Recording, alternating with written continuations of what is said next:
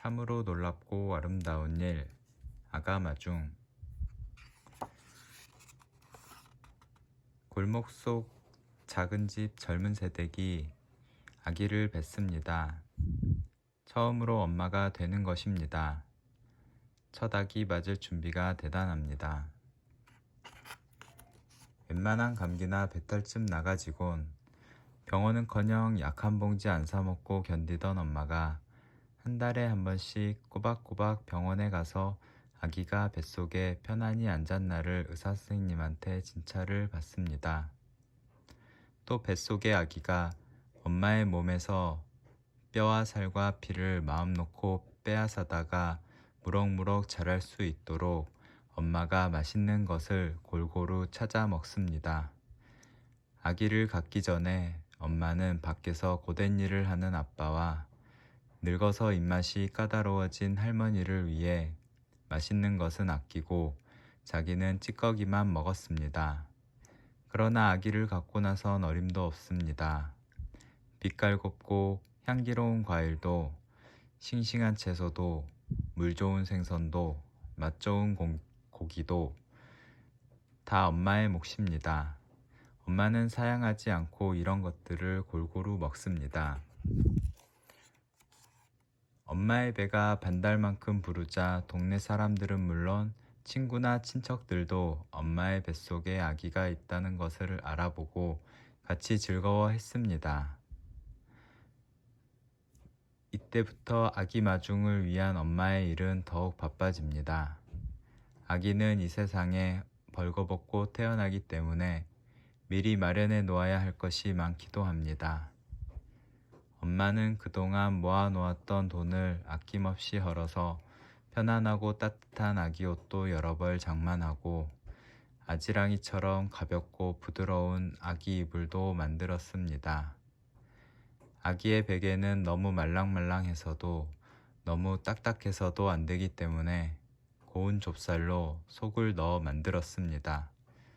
튼튼하고 빛깔 고운 목욕 대야도 사고 눈에 들어가도 맵지 않은 비누도 사고 꽃잎처럼 여린 아기의 살갗이 짓무르거나 땀띠 나지 않도록 보호해줄 가루분도 샀습니다.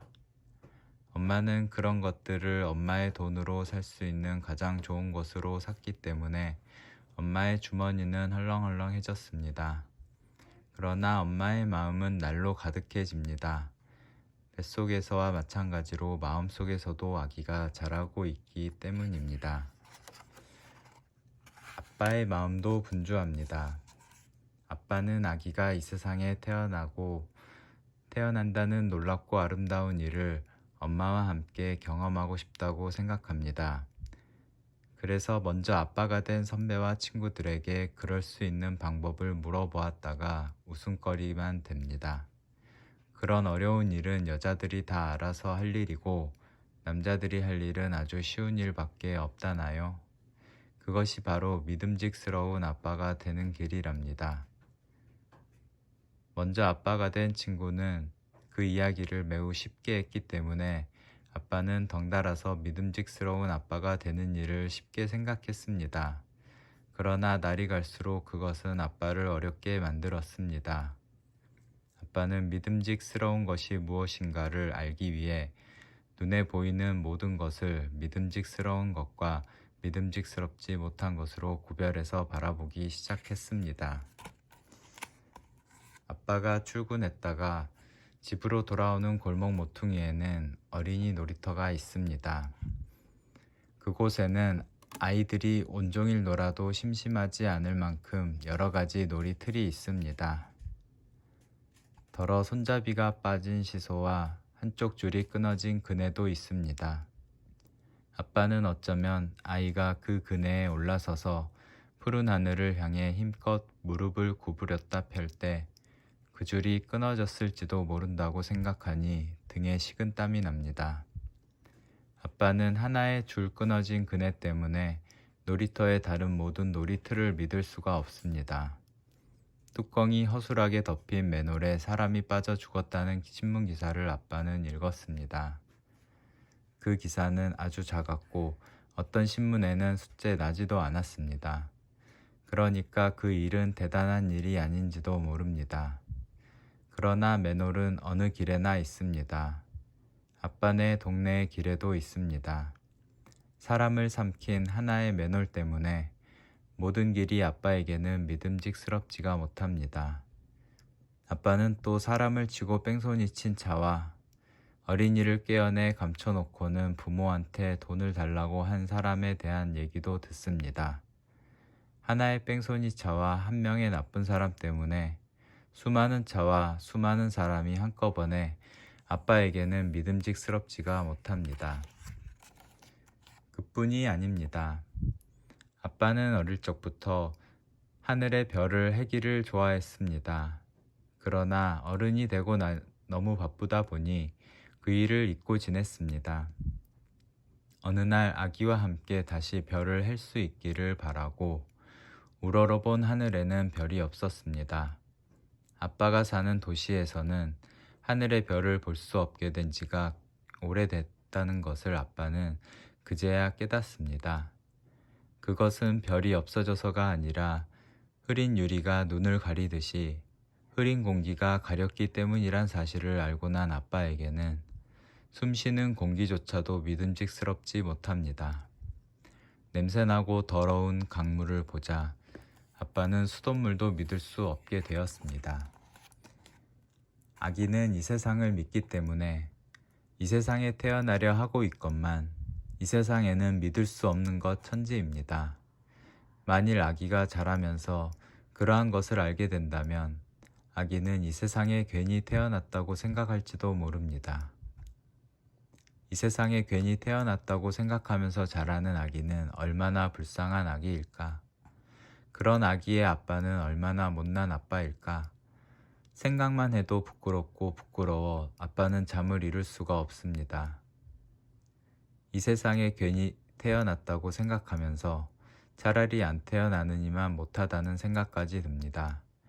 그러나 아기는 이미 이 세상을 향해 출발한 뒤입니다. 아빠는 아기가 오지 못하게 막는 방법을 모릅니다. 그 방법을 알고 있다 해도 아빠는 이미 아기를 사랑하고 있기 때문에 그것을 써먹지는 못할 것입니다. 가까이 오고 있다는 생각만으로도 가슴을 가득 채워주는 아기를 못 오게 하다니 말도 안 됩니다. 어떻게 하면 아기가 이 세상에 태어나기를 참 잘했다고 생각하게 할 수 있을까? 아빠는 아기에게 당장 필요한 것만이라도 믿음직스럽게 고쳐놓아야 한다고 생각합니다. 그래서 너무 잘 구르는 바퀴가 달린 아기 침대를 고치고 아기 방 안의 벽지도 밝고 아름다운 것으로 바꾸고 위험하거나 고장이 잘 나는 장난감은 없나를 살핍니다. 집안의 모든 것이 믿음직스러워졌다고 생각한 아빠는 어느 날 놀이터의 그네도 고쳤습니다. 장차 우리 아기가 탈 것이라고 생각하니까 집안의 것을 고치는 것처럼 튼튼하게 고칠 수가 있었습니다. 모든 것은 만드는 방법이 다른 것처럼 고치는 방법도 달랐습니다. 그러나 고치는 마음은 한결같았습니다. 우리 아기가 믿을 수 있는 것으로, 우리 아기가 마음에 드는 것으로 만들어야겠다는 아기에 대한 사랑 말입니다. 아마 처음부터 그런 마음으로 만든 것이라면 고칠 필요도 없었겠죠. 그래서 아빠는 생각합니다. 사랑하는 마음이야말로 이 세상을 믿고 살 수 있게 하는 힘이라고. 다행히도 이 세상에는 줄이 끊어진 그네보다는 튼튼한 그네가 더 많고 뚜껑 열린 맨홀보다는 뚜껑 덮인 맨홀이 훨씬 더 많으니 믿음직스러운 것이 믿음직스럽지 못한 것보다 훨씬 더 많다는 생각도 아빠는 할 수가 있었습니다. 아빠의 사랑하는 마음은 다른 사랑하는 마음을 믿게 되고 이제 아빠는 아기를 이 세상에 맞이하는 것이 두렵지 않습니다. 아무리 아빠가 아기를 사랑해도 다른 사랑하는 마음을 믿지 못했으면 여전히 아기를 이 세상에 마중하는 일을 아빠는 망설이고 두려워했을 것입니다.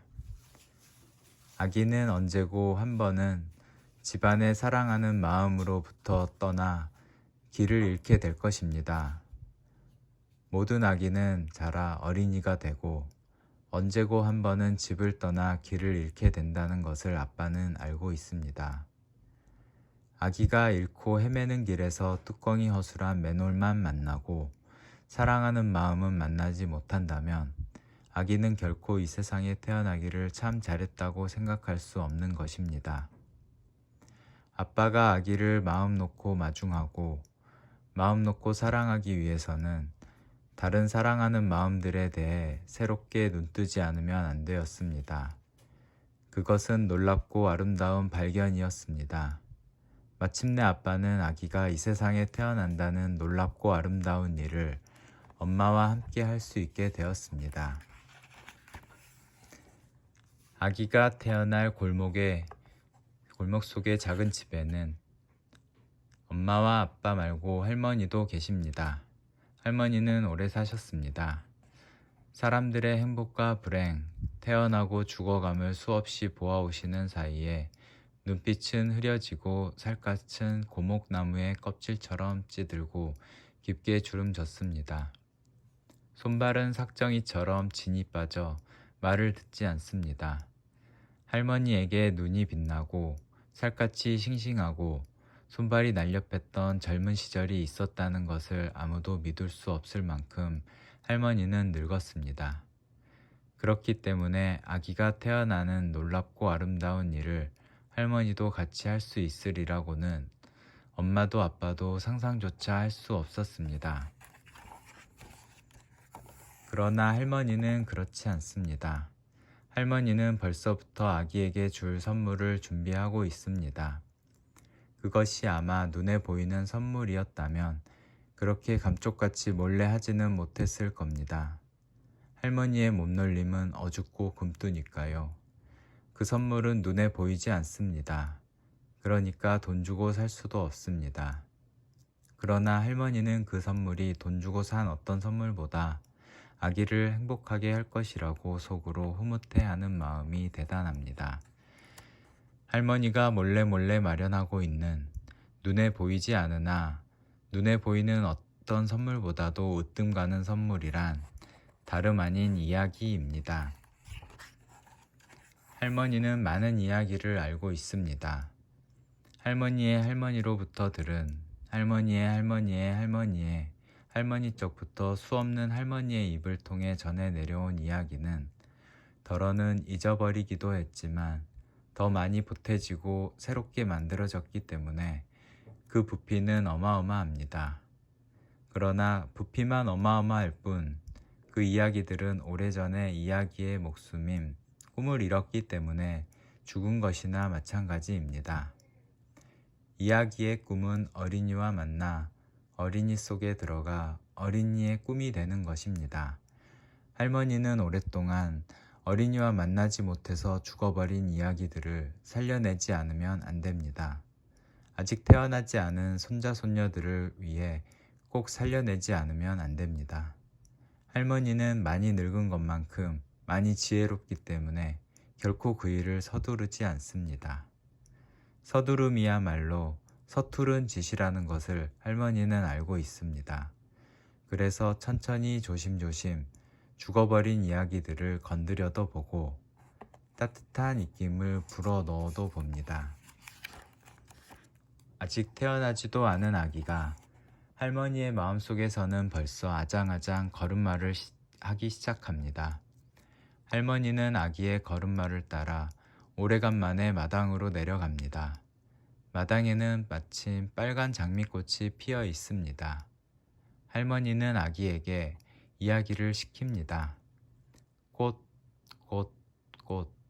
아기의 작은 입이 그 소리를 흉내냅니다. 그 다음에 할머니는 조금 긴 이야기를 시킵니다. 빨간 꽃, 빨간 꽃. 아기는 그 긴 이야기를 따라하지 못합니다.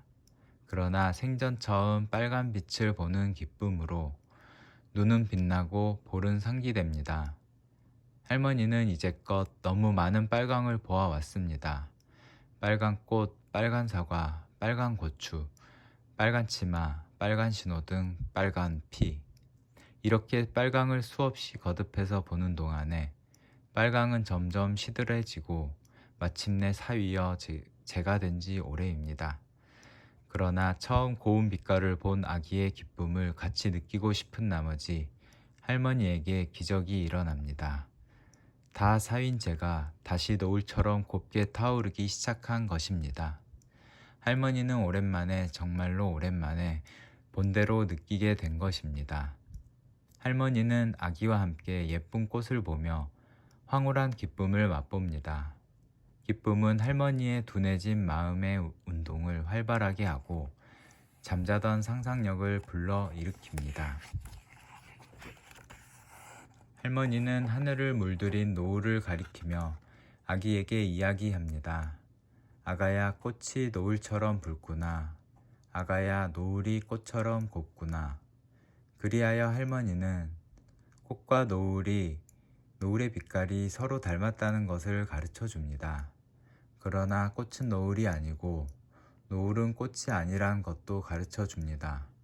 사람의 마음이 할 수 있는 일 중에서 한 사물을 보고 딴 여러 사물을 상상하는 일도 중요하지만 사물을 바르게 분간해서 보는 일도 중요하다고 할머니는 믿고 있기 때문입니다. 할머니가 아기와 함께 우러러 보는 노을진 하늘에 새가 날고 있었으면 참 좋겠습니다. 새. 할머니는 아기에게 새라고 가르쳐 줍니다. 아기의 눈이 하늘을 나는 새를 뒤쫓습니다. 새는 순식간에 하늘을 가로질러 산 너머로 사라졌습니다. 아기의 눈이 아쉬운 듯 먼 하늘에서 떠나지 못합니다. 이때 할머니의 삭정이 같은 손은 아기의 가슴이 아직 가보지 못한 먼 곳에 대한 동경으로 힘차게 두근대는 것을 느낄 수 있습니다. 할머니는 오래오래 살았기 때문에 여태까지 수많은 새를 보았습니다. 참새, 제비, 까치, 까마귀, 종달새, 기러기. 어떤 새든지 보기만 하면 그 이름을 단박 알아맞힐 수 있습니다. 그러나 새들은 이미 오래전부터 날지를 않습니다. 할머니의 마음속에 갇혀 표본이 되어버렸습니다. 마음속에 새가 날지 않기 때문에 하늘을 나는 새를 보아도 가슴이 두근대지 않습니다. 그러나 아기와 더불어 먼 하늘로 날아가 버린 새를 뒤쫓고 있는 사이에 할머니의 마음속에서 먼 고장에 대한 그리움이 되살아나고 죽어 표본이 되어버린 새들이 푸드득대며 날개짓을 하기 시작했습니다. 이렇게 해서 할머니가 간직하고 있는 이야기들은 한마디 한마디씩 살아나기 시작했습니다. 사실 꽃과 새는 할머니가 서리서리 간직하고 있는 긴 이야기에 아주 작은 마디에 지나지 않습니다. 그러나 아기도 아직 오기 전입니다. 이런 속도로 나가기만 하면 아기가 이 세상에 와서 걸음마를 하고 말을 배우고 이야기를 알아들을 때까지 이야기를 다 살려내는 것은 문제 없습니다. 이야기 선물을 마련해 놓고 아기를 기다리는 할머니의 마음은 마냥 찬란하기만 합니다. 할머니가 이야기 선물이야말로 으뜸가는 선물이라고 으스대는 데는 그럴 만한 까닭이 있습니다. 할머니는 오래오래 사는 동안에 터득한 지혜로 이 세상의 모든 사물은 아무리 보잘것없는 사물이라도 비밀을 가지고 있다는 것을 알고 있습니다. 비밀은 비밀답게 각기 자기 나름의 방법으로 사물 속에 감춰져 있습니다. 어떤 비밀은 겹겹의 두꺼운 껍질 속에 숨어 있기도 하고 어떤 비밀은 마치 허들의 물건처럼 밖에 나와 있기도 합니다. 사물의 비밀과 만나는 일이야말로 세상을 사는 참맛이라고 할머니는 생각하고 있습니다. 헛 만남이란 마치 수박의 겉을 핥기만 하고 나서 수박 맛을 보았다고 생각하는 것과 같을 것입니다. 만약 꼭꼭 숨어 있는 비밀을 만나지 못하고 겉만 보거나 핥는 것으로 과일을 만난다면 수박은 참외보다 위대하고 참외는 사과보다 위대하고 사과는 앵두보다 훌륭할 것입니다. 그러나 앵두엔 앵두의 비밀이, 사과엔 사과의 비밀이, 참외엔 참외의 비밀이, 수박엔 수박의 비밀이 있기 때문에 앵두는 수박에 비해 형편없이 작은 과일이지만 수박과 동등합니다. 수박과 앵두는 서로 다른 자기만의 비밀을 가지고 있을 뿐 결코 누가 잘나고 누가 못난 비밀을 가지고 있는 것은 아닙니다. 이렇게 사물의 비밀은 사물을 제각기 없어서는 안 되는 것으로 떳떳하게 독립시키고 평등하게 합니다. 수박은 아무리 커도 앵두나 사과를 자기에게 속하게 할 수 없습니다. 앵두는 앵두의 비밀이 있기 때문에 수박한테 주눅들 필요가 없습니다. 사물을 제각기 가진 비밀 때문에 서로 평등할 뿐더러 자유롭습니다. 사물의 비밀은 이렇게 제각기 사물이 있게끔 하는 목숨 같은 것이기 때문에 함부로 나와 있기보다는 꼭꼭 숨어 있으려 듭니다. 사람의 꿈만이 꼭꼭 숨은 사물의 비밀을 여는 열쇠가 될 수 있습니다. 꿈이 없으면 수박을 핥고 참외를 핥고 사과를 핥고 앵두를 핥고 그러고 나서 수박이 제일 위대하다고 생각할 수밖에 없을 것입니다. 그런 사람은 사람의 삶에 대해서도 3층 집에 사는 사람이 단층 집에 사는 사람보다 행복하다고, 사장이 농사꾼보다 잘났다고 생각할 수밖에 없을 것입니다. 그런 사람이 제 아무리 많은 과일을 핥았어도 한 알의 앵두를 먹어본 사람보다 어찌 과일에 대해 안다고 할 수 있겠습니까? 그런 사람이 제 아무리 오래 살고 여러 사람을 사귀었어도 일생을 통해 단 한 사람의 진실과 만난 사람보다 어찌 참으로 살았다고 할 수 있겠습니까? 할머니가 이야기 선물이야말로 아기에게 으뜸 가는 선물이라고 으스대고 싶은 것은 이런 까닭에서입니다. 할머니는 아기에게 많은 이야기를 해줄 작정입니다. 아기에게 꿈을 줄 작정입니다. 아기는 커가면서 꿈을 열쇠 삼아 사람과 사물의 비밀을 하나하나 열 수 있을 것입니다. 참답게 살 수 있을 것입니다. 아기가 오는 날이 가까워질수록 할머니의 나날은 저녁 노을처럼 찬란해집니다. 깜깜한 밤이 오기 전에 잠깐이나마 노을이 있다는 것은 참 놀랍고 아름다운 일입니다.